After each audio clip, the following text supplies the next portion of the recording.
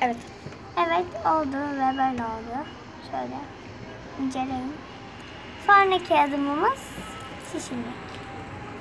İlk öncelikle şuralarını bir temizleyelim.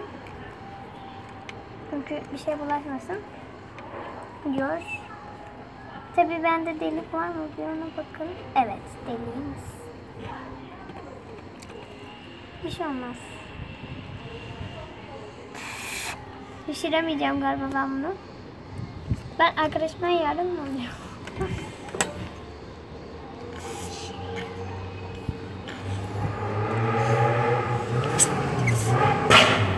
Bu kadar yeter mi?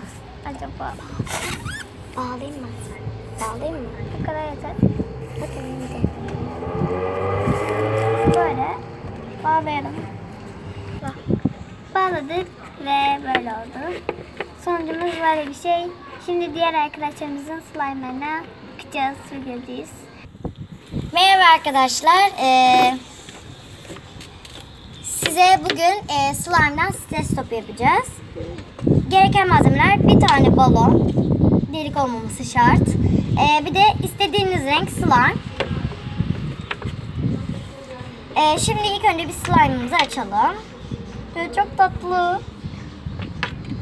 Şimdi bunu parça parça şeklinde balonumuzun içine koyacağız.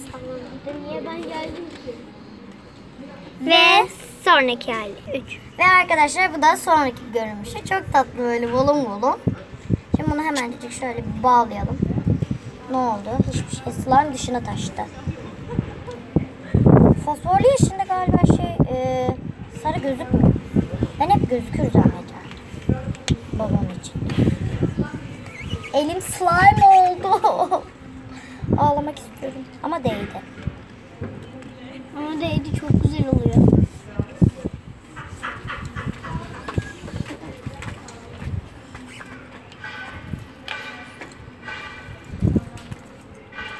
Parmak kaldı.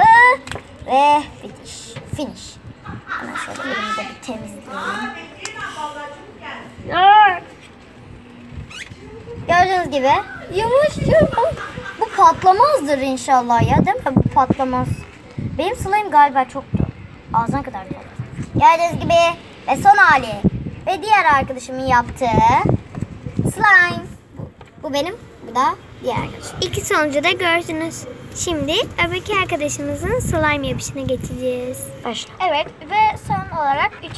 slime'ımızda kutusundan slime'ımızı çıkardık.